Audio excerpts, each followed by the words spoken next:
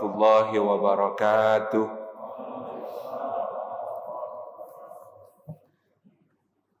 Alhamdulillahi haqqa hamdi. Alhamdulillahi hamdan katsiran thayyiban mubarakan fi. Nahmaduhu wa nasta'inuhu wa nastaghfiruhu wa nastahdi wa natubu ilaih. Wa la na'budu illa iyyahu wa natawakkalu alaih. Allahumma fasalli wa sallim wa barik ala sayyidina Muhammad wa ala alihi wa ala ashabihi wa dhurriyyatihi wa man sara ala nahjihi wa sanna bi sunnatihi wa ihtada bi hadiyihi wa da'a bi da'watihi ila yaumi liqa'i rabbih, amma ba'd. Hadratal afadil, hadratal mukarramin yang kita ta'zimi, segenap direksi dan jajaran pimpinan PT PJB yang dimuliakan oleh Allah Subhanahu wa taala, ketua DKM masjid kita yang berkenan membersamai beserta seluruh jajaran pengurus DKM, rekan-rekan para power people dan PJBers tadi yang disebut. Mudah-mudahan Allah Subhanahu wa taala memberikan kepada kita keberkahan majelis pada siang hari ini, atas nikmatnya, atas rahmatnya, atas karunia-Nya. Setiap langkah yang kita tempuh mudah-mudahan menggugurkan dosa-dosa kita, meninggikan derajat kita di sisi Allah Subhanahu wa taala, dan menjadi pemudah jalan kita semua menuju ke syurga.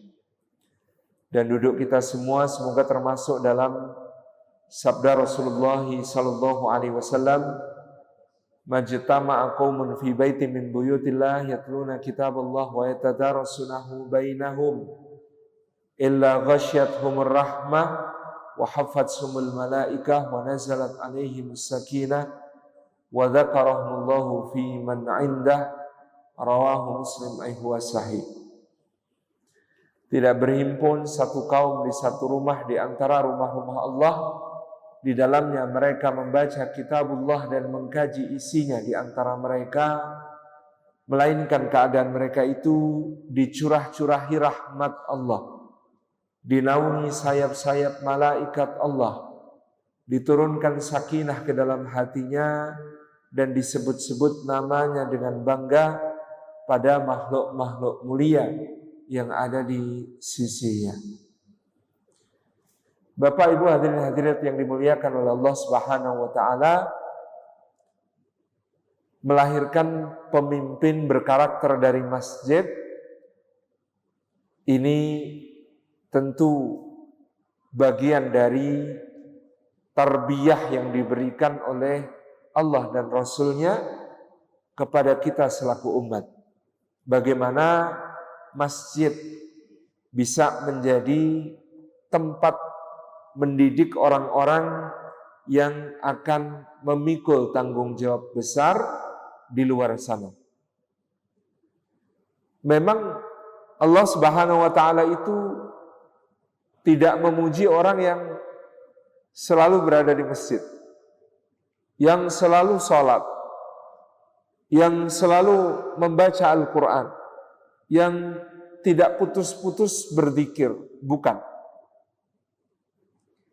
Yang dipuji oleh Allah Subhanahu adalah orang-orang yang tidak dilalaikan dari segala aktivitas terkait amanah-amanahnya dari mengingat Allah. Maka dalam suratul Jumu'ah sendiri kita kemudian membaca, فَإِذَا قُضِيَتِ الصَّلَاةُ فَانْتَشِرُوا فِي الْأَرْضِ وَابْتَغُوا مِنْ فَضْلِ اللَّهِ وَاذْكُرُوا اللَّهَ كَثِيرًا لَعَلَّكُمْ تُفْلِحُونَ. Maka apabila salat sudah ditunaikan, bertebaranlah kalian di muka bumi untuk mencari bagian dari karunia Allah Subhanahu wa taala. Tapi dalam aktivitas itu bawalah bekal dari masjid, yaitu wadhkurullaha katsira. Tetap dengan banyak-banyak mengingat Allah Subhanahu wa taala supaya kalian sukses, supaya kalian berhasil, supaya kalian beruntung. Artinya agama ini menuntun kita untuk menjadikan ibadah dan masjid sebagai tempat untuk mengambil bekal bagi kehidupan kita. Karena sesungguhnya ibadah-ibadah kita ini bukan hajatnya Allah. Bukan untuk keperluannya Allah. Bukan untuk kepentingannya Allah, tetapi manfaatnya pasti akan kembali kepada kita semua. Termasuk i'tiqad kita sebagai ahlu sunnah wal jamaah adalah meyakini bahwa Allah tidak menghajatkan apapun dari hamba-hambanya. Kalau semua hambanya, makhluk yang ada di bumi ini, kemudian bersepakat untuk taat, bersepakat untuk beramal soleh, bersepakat untuk beribadah, maka itu sama sekali tidak menambah keagungan dan kemuliaan Allah yang telah sempurna. Karena kemuliaan dan keagungannya yang maha sempurna itu telah begitu mutlak, telah begitu bulat, telah begitu utuh, maka ketaatan semua hamba juga tidak menambah pada kemuliaan Allah. Sebaliknya pula, kalau seluruh makhluk bersepakat untuk maksiat, bersepakat untuk kafir, bersepakat untuk ingkar pun, kesemua itu tidak akan mengurangi kemuliaannya Allah Subhanahu wa ta'ala.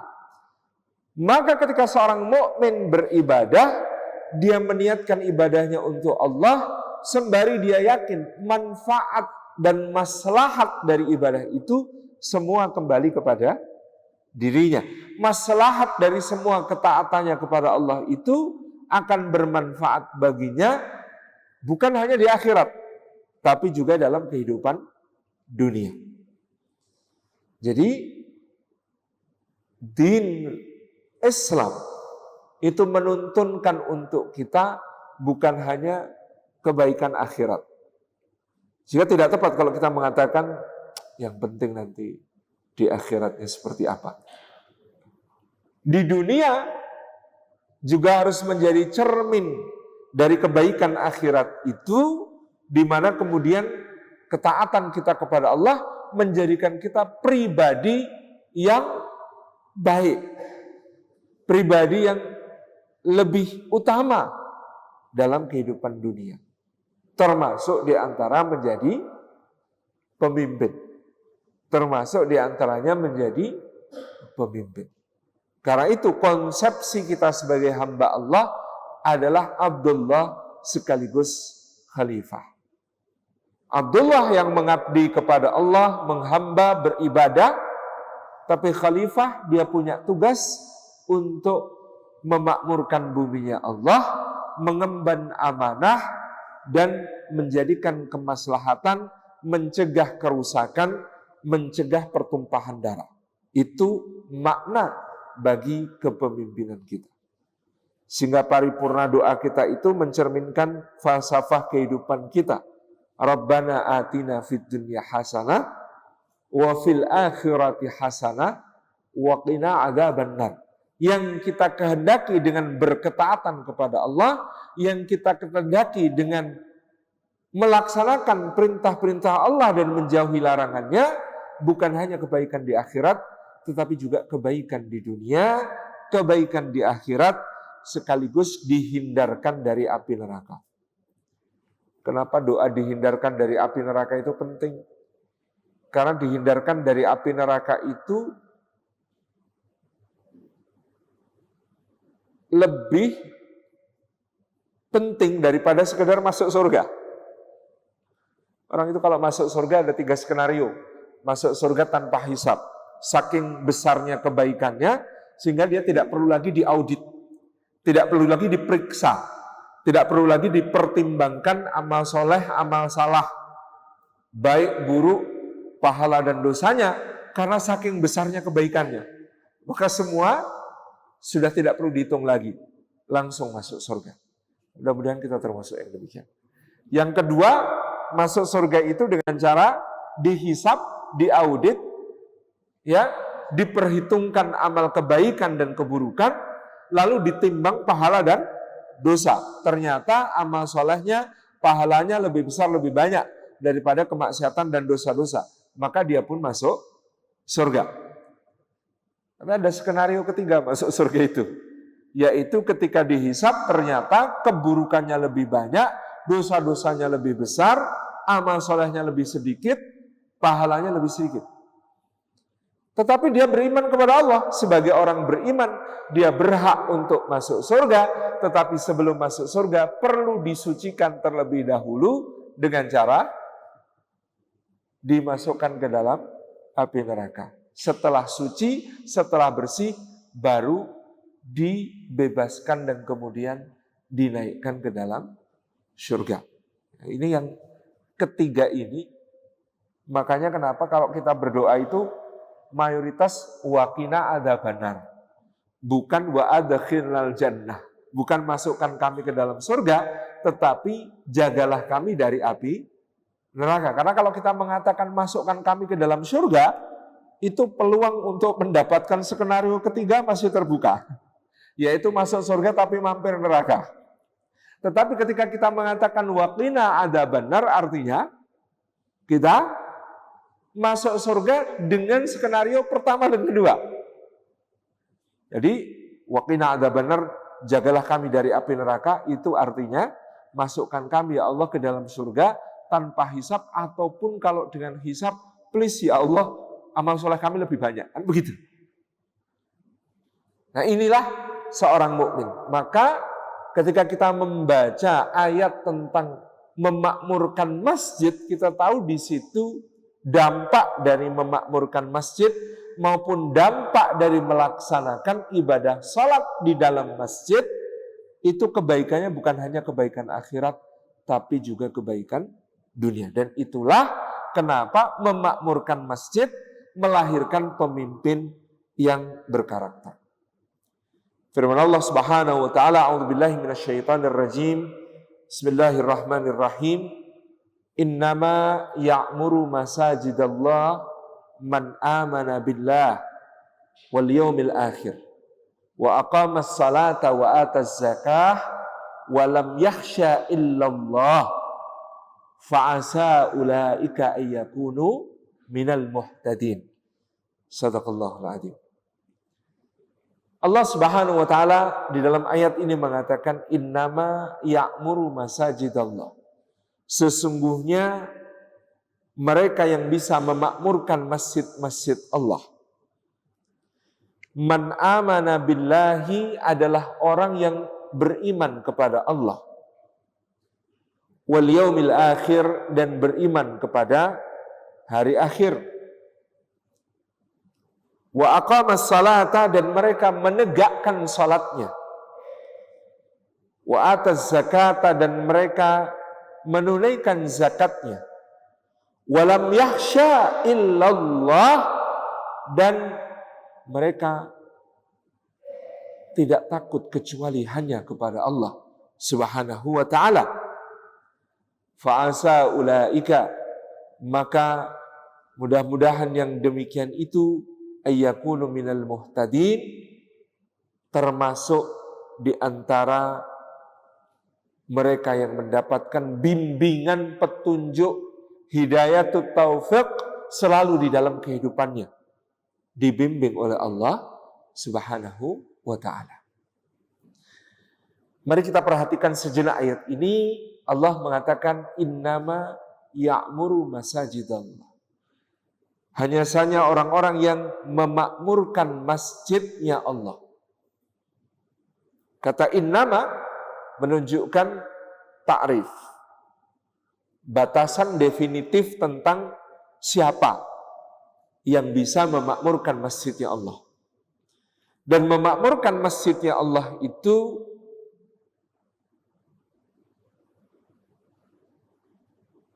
penuh dengan makna kepemimpinan dan pelayanan. Karena ini adalah rumahnya Allah Subhanahu wa ta'ala. Maka menjadi pemakmur rumah Allah itu sebenarnya jabatan tertinggi dalam kehidupan dunia. Pemakmur rumah Allah.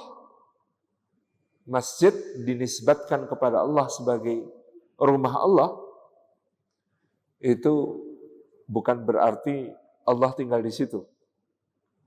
Jadi kalau dalam bahasa Arab, nisbat sesuatu kepada Allah itu litakrim, untuk memuliakan.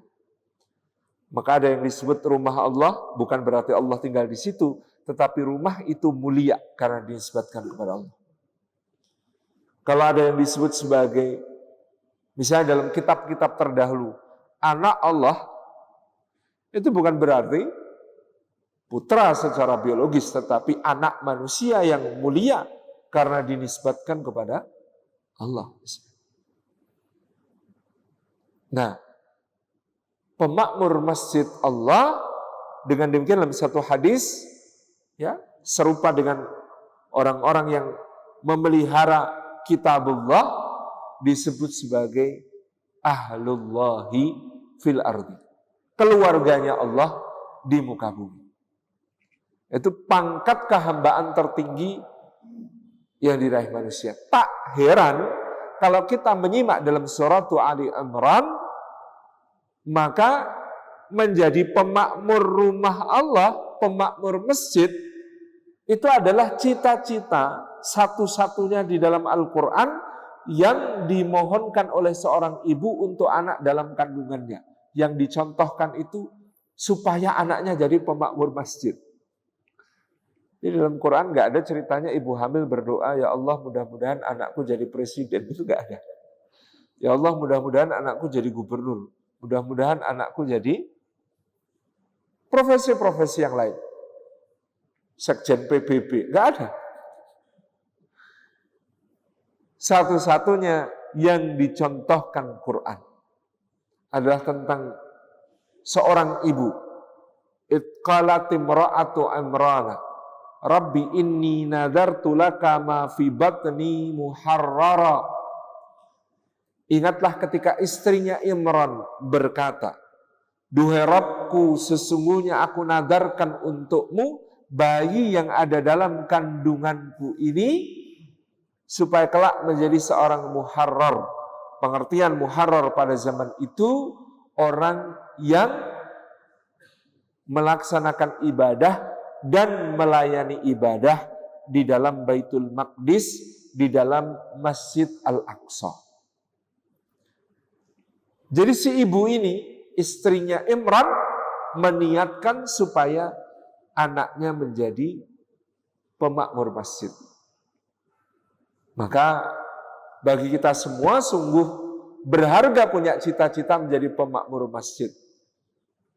Kalau bisa, kalau ditanya pekerjaannya apa mas? Pemakmur masjid, sampingannya direktur PJB. Pekerjaannya apa mas? Pemakmur masjid, sampingannya anggota dewan. Pekerjaannya apa mas? Pemakmur masjid, sampingannya Presiden Republik Indonesia. Pekerjaannya apa mas? Pemakmur masjid, sampingannya Menteri BUMN. Pekerjaannya apa mas? Pemakmur masjid, sampingannya engineer A, B, C, macam-macam. Dokter spesialis A, B, C, macam-macam.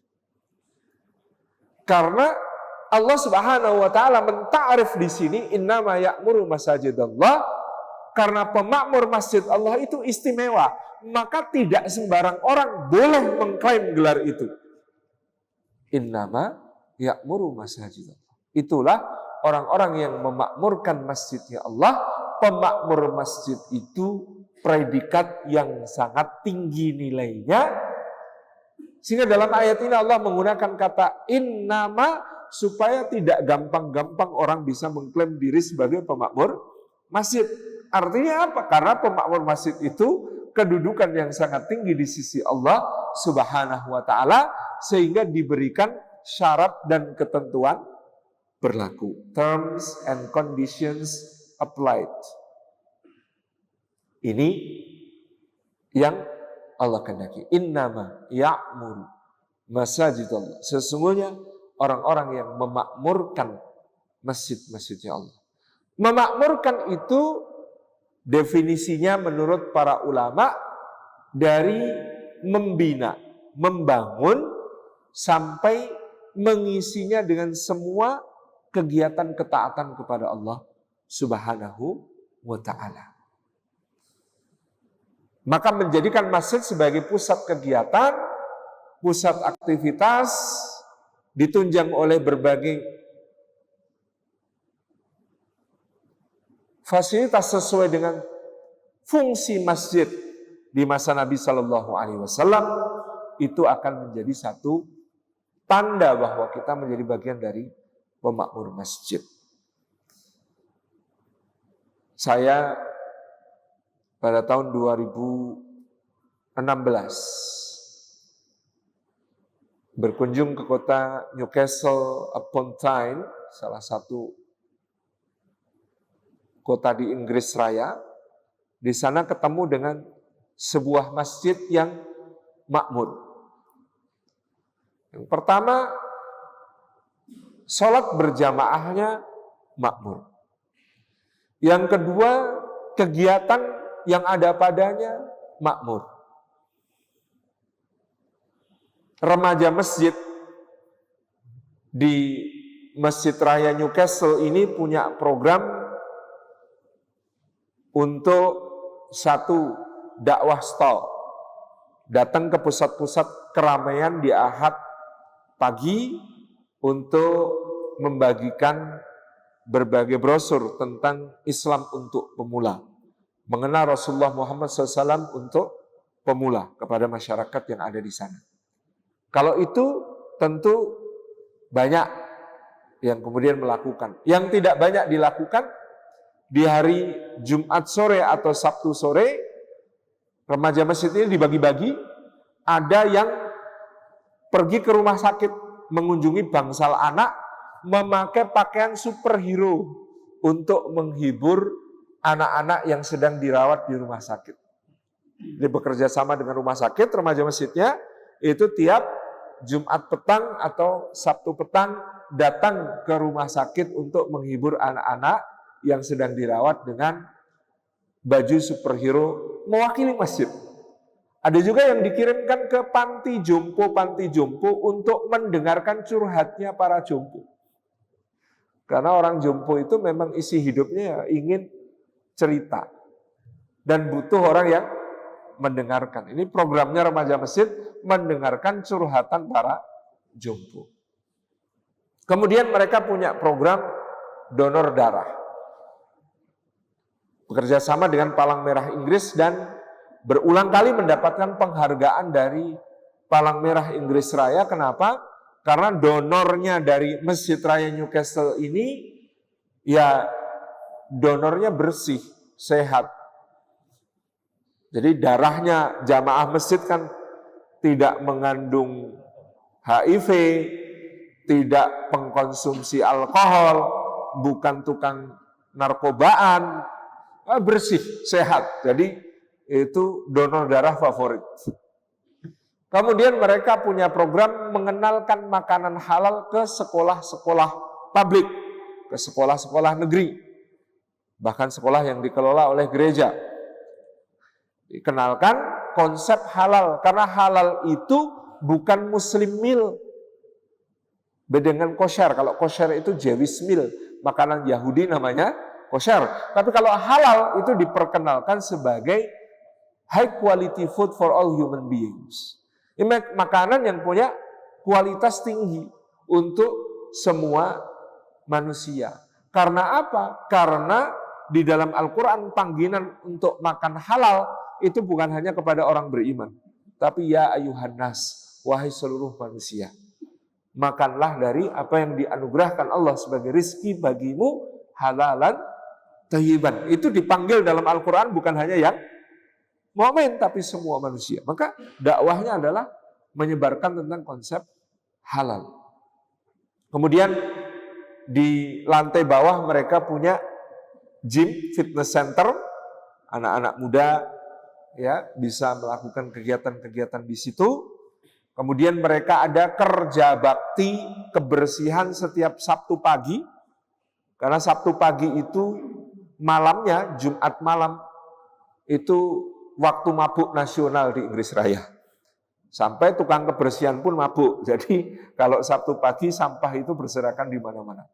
Sehingga mereka melakukan kerja bakti kebersihan di sekitar masjid pada hari Sabtu pagi.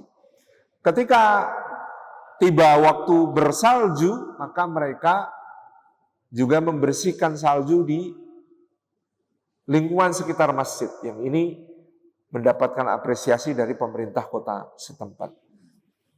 Jadi inilah yang kemudian saya sangat respect dengan program-program masjidnya. Kemudian saya dipertemukan dengan imamnya, namanya Imam Abdul Wahid, keturunan India. Lalu saya bertanya, kenapa program-program dakwahnya masjid ini bisa sekreatif itu, sebagus itu, sekeren itu? Loh, harusnya saya yang memberikan penghargaan kepada Anda karena yang memimpin divisi dakwah di masjid ini itu orang Indonesia, gitu ya. Jadi masjid itu dikelola oleh komunitas muslim dari berbagai negara.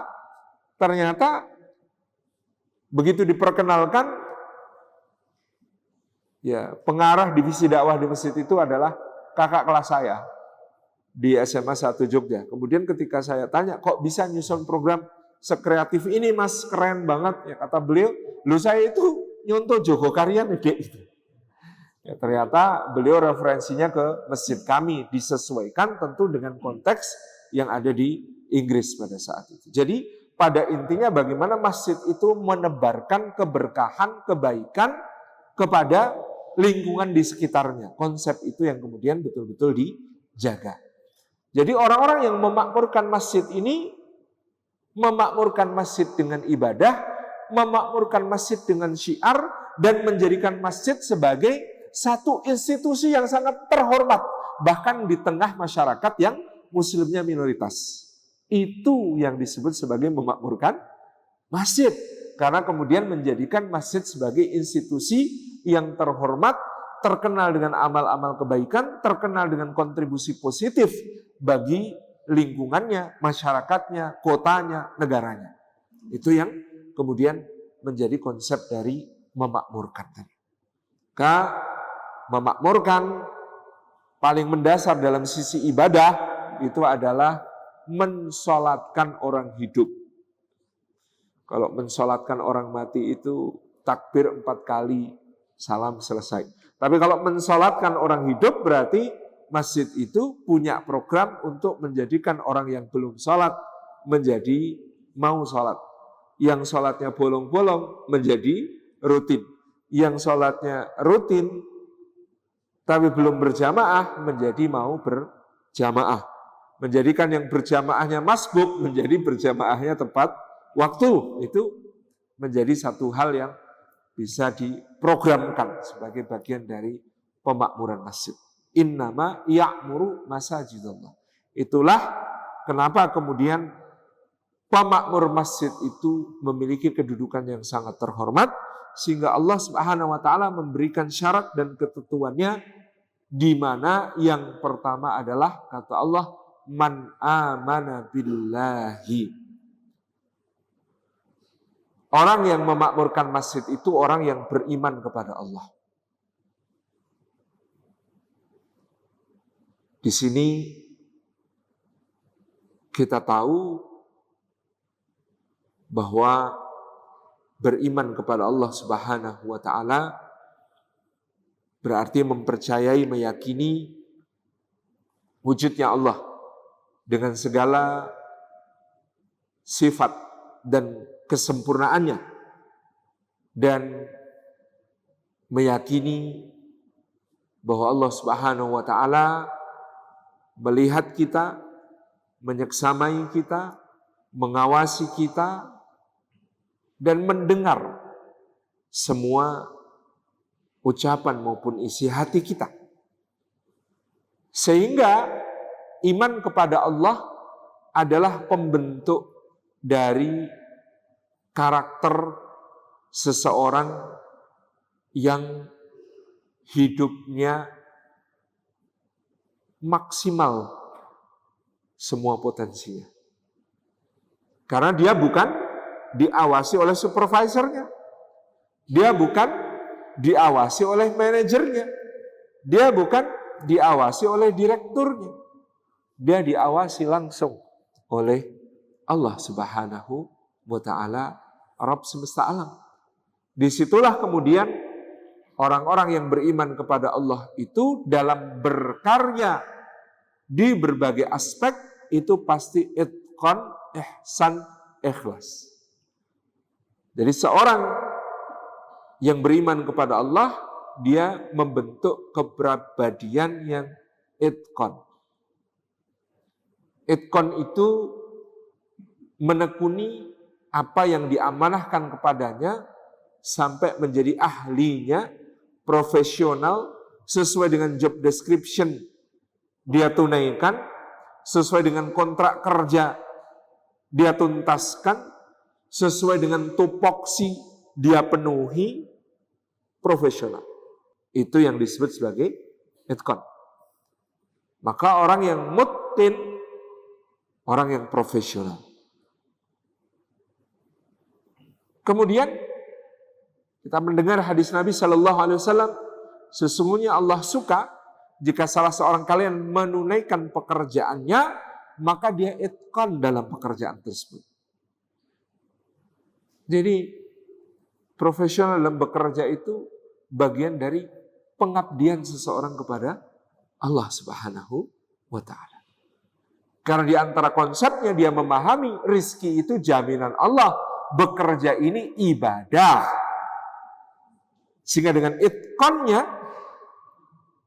dia penuhi semua kualifikasi yang dikehendaki dari yang meng-hire-nya. Seorang mukmin tidak cukup hanya itqan, dia ihsan. Dia melakukan pekerjaannya melampaui ekspektasi dari orang yang menikmati hasil pekerjaan itu. Seorang mukmin adalah orang yang muhsin. Maka Rasulullah mencontohkan yang disebut ihsan dalam menyembelih misalnya itu, satu, menajamkan pisau, kata para ulama, menajamkan pisau setajam-tajamnya termasuk berbuat ihsan sekaligus berbuat itqan. Karena untuk menyembelih semakin tajam semakin minim rasa sakit yang terasa. Lalu Nabi SAW mengatakan wal yafrah dabihatahu, hendaklah dia pula senang-senangkan hewan yang hendak disembelihnya. Senang-senangkan itu tentu aspeknya luas. Diberi makan yang terbaik, diberi minum yang tersegar, ya, diberikan tempat yang nyaman, yang bersih. Jangan sampai dia melihat hewan lain yang disembelih ketika Idul Adha, misalnya gitu ya. Dihias, pokoknya wal yafrah dzabihatahu, itulah yang disebut sebagai ihsan paripurna. Kalau soalnya nyembelih kan tinggal sembelih saja. Tetapi Rasulullah mensunnahkan ihsan. Sehingga dalam ihsan itu dia yafrah, memberikan kesenangan kepada hewan yang disembelih tersebut. Ini yang kedua. Yang ketiga ikhlas. Jadi orang yang beriman kepada Allah itu tentu inna salati wa nusuki wa mahyaya wa mamati lillahi rabbil alamin. Sesungguhnya salatku, ibadahku, manasikku, hidupku, matiku, semuanya untuk Allah. Sehingga dia tidak berhitung dengan pekerjaannya dengan hitungan-hitungan duniawi. Wah, cuma gaji segini kok minta yang terbaik, itu enggak bisa. Nek cara tukang becak 5.000 kok jaluk selamat. Bukan seperti itu. Karena dia bekerja bukan untuk uang itu. Dia bekerja bukan untuk gajinya. Dia bekerja untuk Allah Subhanahu wa ta'ala. Dia yakin kalau dia bekerja dengan nilai bisa dibayar 1 miliar per bulan, tetapi membawa take home pay cuma 10 juta per bulan, maka dia sedang menabung 990 juta kebaikan dari sisi Allah. Dan itu pasti akan dibayar Allah dalam berbagai bentuk. Istri solihah, anak-anak solihin dan solihat, ya, keluarga yang sakinah mawaddah warahmah, anak istri yang qurratu a'yun, tetangga yang solihun gitu ya. Diberikan ketentraman, diberikan kesehatan, diberikan kemampuan untuk beribadah, dan lain sebagainya. Jadi kalau kita kerja dengan kelayakan dibayar 1 miliar sebulan, kok cuma bawa pulang 10 juta? 990 jutanya adalah tabungan kebaikan di sisi Allah yang pasti mengalir untuk kita. Keyakinannya orang yang memakmurkan masjid begitu. Wong kerja sama orang saja dibayar kok sama orangnya. Kita itu inisiatif, Pak, nyun sewu, itu halaman rumah izin saya sapukan ya. Itu yang punya rumah pasti piye caranya memberi sesuatu, entah itu teh panas, kopi, pisang goreng atau apa. Biasanya kan begitu. Enggak tega dia melihat kita kerja sama dia untuk kepentingan dia kok tidak ngasih apa-apa. Apalagi Allah. Maka dulu patokannya bayi yang tadi nazarkan untuk jadi pemakmur masjid ternyata lahir perempuan. Begitu lahir beribadah di masjid, apa yang terjadi? Seorang nabi saja heran. Kullama dakhala 'alaiha Zakaria al-mihraba wajada 'indaha rizqa. Setiap kali Zakaria masuk ke tempat Maryam beribadah di mihrabnya, dia dapati di sisi Maryam ada rezeki berlimpah. Qala anna laki hadza. Sampai Zakaria bertanya, ini dari mana kau dapatkan? Qalat huwa min indillah. Itu semua dari Allah. Jadi yakin 1 miliar kok cuma gaji 10 juta, yang 990 pasti datang dalam berbagai kebaikan. Apalagi kalau ikhlas. Ikhlas itu tak terhingga. Kata Ibnu Qayyim al-Jauziyah, karena amal yang ikhlas itu seisi dunia ini tidak cukup untuk membayar, maka amal yang ikhlas itu balasannya utamanya nanti di akhirat. Kenapa? Karena dunia tidak cukup untuk membayar satu amal yang ikhlas itu. Sebaliknya orang bekerja dengan kelayakan hanya dibayar 500.000 sebulan. Kok ngambil gaji 20 juta, itu 19.500.000-nya juga akan ditagih. Datang jam 8, baca koran sama ngopi sampai jam 10. Jam 10 sampai jam 12 ngobrol-ngobrol sama teman. Jam 10 sampai jam 2 keluar makan siang. Jam 2 sampai jam 4 tekun di depan komputer main soliter. Zaman lawas tenang. Misalnya begitu. Lalu kok gajinya besar? Pasti akan ada sesuatu yang ditagihkan. Jadi semua itu ada keseimbangan. Karena Allah punya sifat maha adil. Gitu. Nah itu yang kemudian diyakini oleh seorang yang iman kepada Allah. Wal yaumil akhir, dan beriman kepada hari akhir. Apa kualifikasi iman kepada hari akhir itu? Membuat seseorang menjadi pribadi bertanggung jawab. Dan responsibility itu adalah intinya inti dalam sebuah leadership. Karena orang yang beriman kepada hari akhir yakin ada hari namanya hari kebangkitan, habis bangkit kemudian dikumpulkan. Ketika dikumpulkan lalu dihisab, amalnya akan diperlihatkan yang baik maupun buruk tidak ada yang bisa ditutupi, lalu semua akan dinilai dengan penilaian yang paling adil. Setelah itu akan ditimbang, semua keburukan ada balasan, semua kebaikan ada balasan. Maka orang beriman kepada hari akhir adalah orang yang selalu mempertimbangkan setiap tindakannya akan seperti apa pertanggungjawaban yang dia berikan kelak di akhirat. Makanya ada doa namanya Sayyidul Istighfar. Penghulunya semua mohon ampun itu sifatnya sangat reflektif dan introspektif.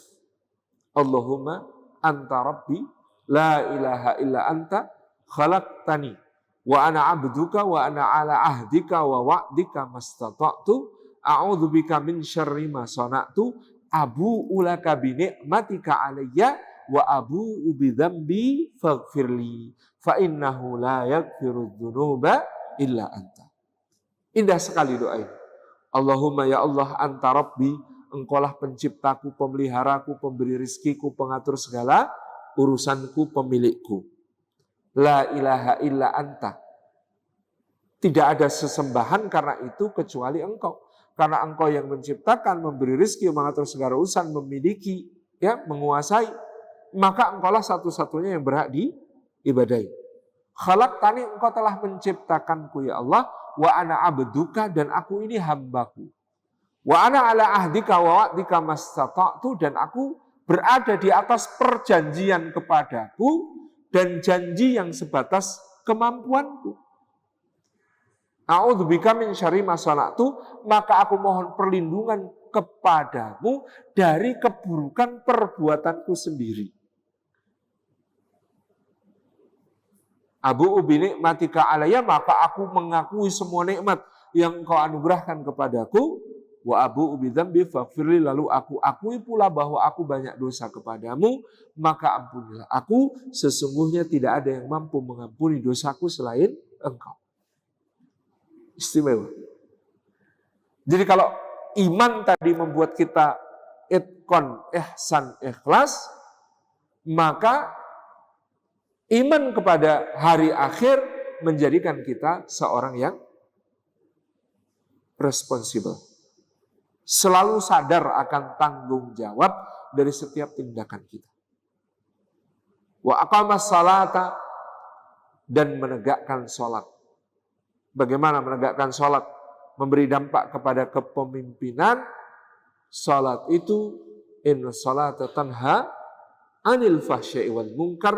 Kalau dia menegakkan sholatnya, maka dia akan tercegah dari perbuatan keji dan mungkar. Perbuatan keji itu kerawanannya pada kehormatan diri, perbuatan mungkar itu kerawanannya kepada hak-hak orang lain. Dua itu saja hal yang perlu kita hindari dalam kehidupan supaya hidup terhormat dunia akhirat. Jadi kalau soal fahisyah itu soal-soal hawa nafsu yang di perut dan di bawah perut. Sementara al-munkar itu sesuatu yang kemudian dalam pandangan orang memang tidak layak dilakukan. Apalagi itu terkait hak-hak orang lain. Korupsi misalnya. Dengan berbagai variannya. Maka salat wa aqamas salata menjadikan dia orang yang amanah dan terjaga kehormatan dirinya. Wa atas zakata, dan menunaikan zakatnya. Zakat itu menarik karena yang dikeluarkan harta tapi yang disucikan jiwa.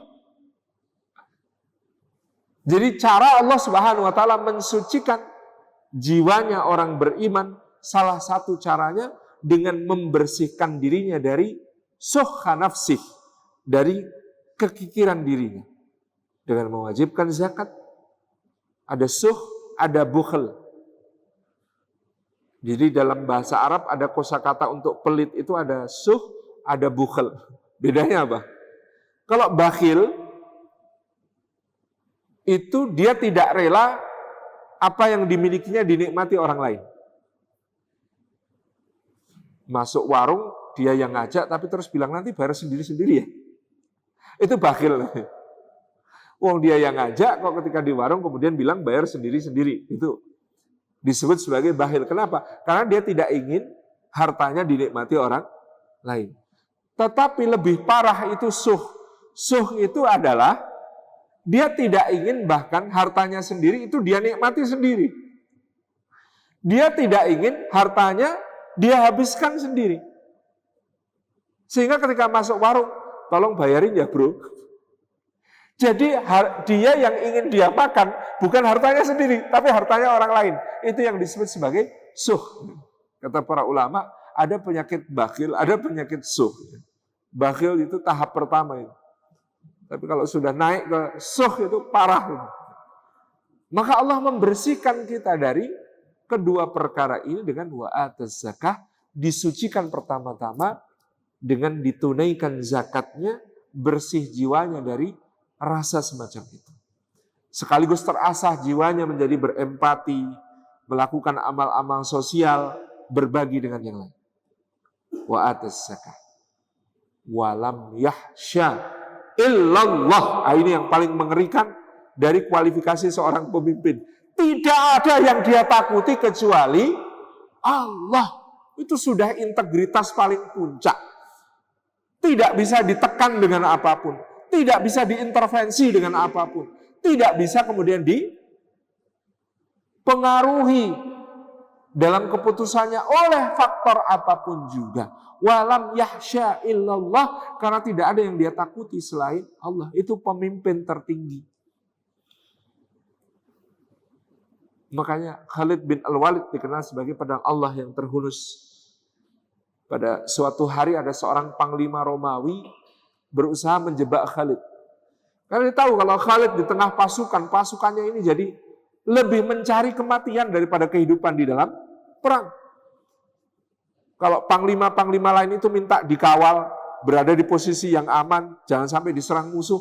Khalid bin Walid itu kalau mimpin perang dengan kudanya, dia membelah pasukan musuh paling depan. Maka anak buahnya jadi sangat semangat untuk mengikutinya. Maka panglima Romawi ini mengundang Khalid ke kemahnya. Khalid datang tanpa takut. Kemudian panglima ini bertanya, Tuan, boleh saya lihat pedang Anda? Karena Anda digelari pedang Allah yang terhunus. Seperti apa kiranya pedang Anda? Ditunjukkan pedangnya Khalid. Ini pedang biasa saja, kata sang panglima. Yang Anda lihat adalah pedangnya, bukan tangan yang bisa mengayunkannya. Lalu panglima itu memberikan minuman kepada Khalid. Minuman ini sudah diisi racun, yang dikatakan dalam sejarah, racun itu sanggup membunuh 100 orang. Dosis racun yang dimasukkan ke minumannya Khalid bin Walid itu bisa digunakan untuk membunuh 100 orang. Khalid tahu dia diracun. Minuman disajikan.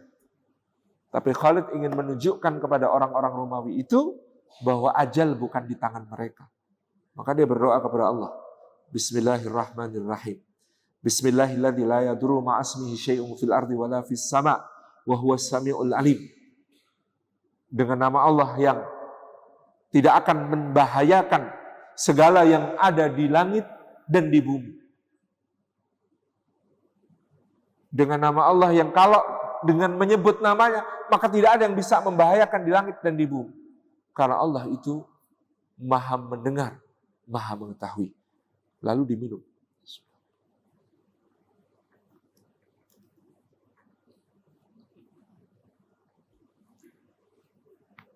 Memerah wajah beliau sebentar.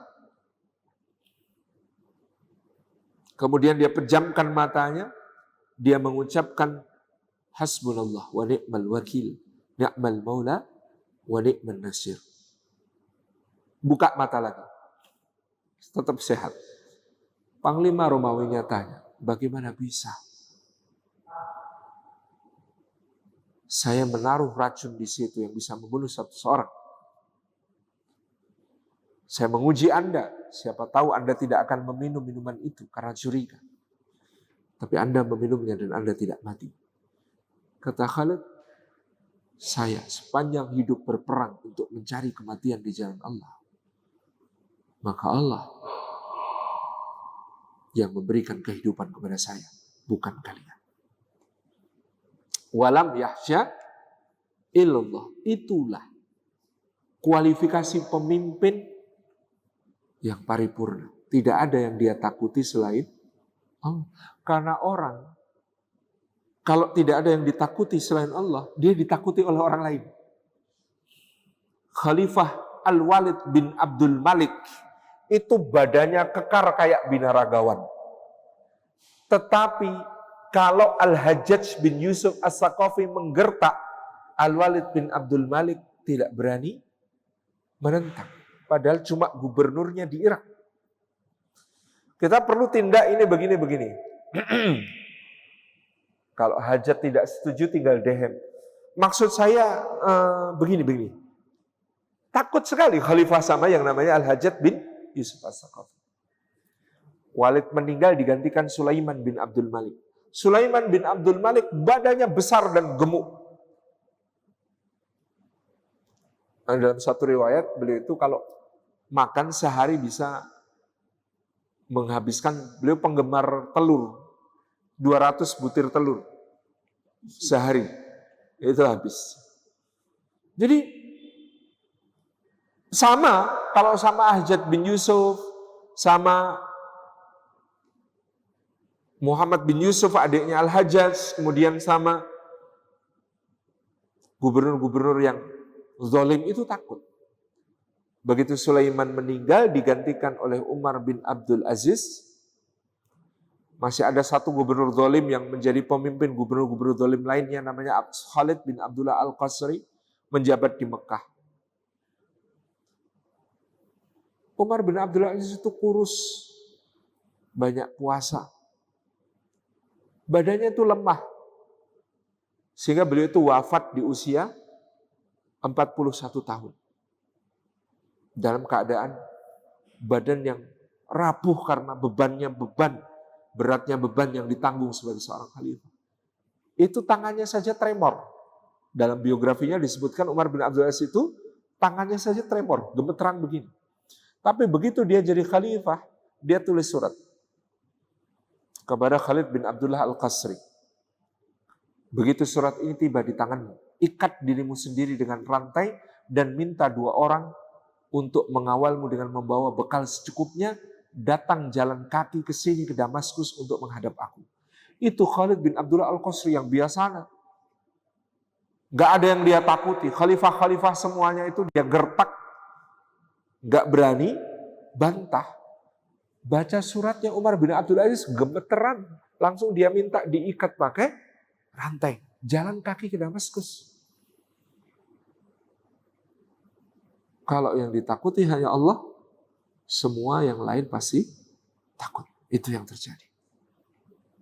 Kebarokahnya Umar bin Abdul Aziz, 2,5 tahun menjadi khalifah, kemiskinan tergambar. Ya orangnya tidak langsung jadi kaya, tapi jadi punya izzah. Karena di masa Umar bin Abdul Aziz dikatakan tidak ada orang yang mau menerima zakat. Mungkin bukan langsung kaya itu bukan, tapi punya rasa izzah. Saya itu muzaki, bukan mustahik. Saya itu pembayar zakat, bukan orang yang berhak atas zakat. Sampai domba serigala nggak mau memangsa kawanan domba. Sehingga ketika suatu hari ada anak domba diterkam serigala, gembalanya nangis. Temannya bertanya, kamu tuh kenapa? Cuma domba satu aja lu. Dari ratusan ekor diterkam serigala kok kamu nangisnya sampai kayak begitu. Kata si gembala, yang aku tangisi bukan dombaku, yang aku tangisi adalah hari ini pasti pemimpin yang adil itu telah meninggal. Karena kemarin serigala nggak mau memangsa domba, pasti karena seorang pemimpin yang adil dan berkah. Hari ini ada serigala memangsa domba, berarti pemimpin itu telah meninggal. Betul, itu hari wafatnya Umar bin Abdul Aziz. Walam yahsya illallah. Fa'asa ulaika ayyakunu minal muhtadin. Maka mudah-mudahan yang demikian termasuk orang-orang yang mendapatkan taufik dari Allah. Itulah kekasih Allah. Pemimpin yang adil itu kekasih Allah. Dan yang namanya kekasih Allah itu disebutkan dalam sebuah hadis. Kalau dia mendekatkan diri kepada Allah dengan yang fardu, dia genapi dengan yang sunnah, maka Allah pun mencintainya. Kalau Allah sudah mencintainya, maka kata Allah, aku menjadi mata yang dia gunakan untuk melihat. Aku menjadi telinga yang dia gunakan untuk mendengar. Aku menjadi lisan yang dia gunakan untuk bicara. Aku menjadi tangan yang dia gunakan untuk bertindak. Aku menjadi kaki yang dia gunakan untuk melangkah. Artinya seluruh anggota badannya bergerak dalam kebaikan. Bergerak dengan didirect oleh Allah, diarahkan oleh Allah. Fa'asa ulaika ayakunu minal muhtadin. Itu termasuk orang-orang yang dibimbing oleh Allah. Maka menjadi pemimpin, seluruh langkahnya menghasilkan kemaslahatan. Karena dibimbing oleh Allah. Jadi ada amal prioritas yang difahami. Oh, ada Pak Bupatinya ini. Rajin sholat tahajud, rutin sholat duha, puasa Senin Kemis, atau puasa Daud tidak pernah tinggal. Itu amalan utama. Tetapi bukan amalan prioritas bagi seorang bupati. Semua orang bisa beramal yang demikian. Amalnya bupati itu adalah tegakkan yang ma'ruf, cegah yang mungkar di lingkup kabupaten. Amal utama seorang bupati itu adalah mengentaskan kemiskinan di wilayahnya. Amal utama seorang bupati itu adalah mengajak masyarakatnya kepada hal-hal yang baik. Amal utama seorang bupati itu adalah menegakkan keadilan di wilayah. Ya benar. Oh, itu sholat tahajud rajin. Itu baik. Tetapi itu tidak harus jadi bupati untuk begitu. Kalau sudah jadi bupati, ada hal lebih besar yang perlu dia tunaikan. Yaitu bagaimana dia mengemban amanah. Ya, secara amanah pula. Saya kira itu bagaimana kita melahirkan pemimpin berkarakter dari masjid. Karena memang masjid tempat lahirnya pemimpin berkarakter. Ketika dia mau memakmurkan masjid, maka dia adalah orang yang beriman kepada Allah sehingga itqan, ihsan, ikhlas. Dia beriman kepada hari akhir sehingga menjadi orang yang responsibel. Dia orang yang mendirikan sholat sehingga mencegah dirinya dari yang keji dan yang mungkar. Dia menunaikan zakat sehingga bersih jiwanya dan terbangun empatinya. Dia tidak takut kecuali kepada Allah yang menunjukkan puncak integritasnya sampai dia menjadi orang yang terbimbing di dalam setiap langkahnya. Demikian, mudah-mudahan bermanfaat. Assalamualaikum warahmatullahi wabarakatuh.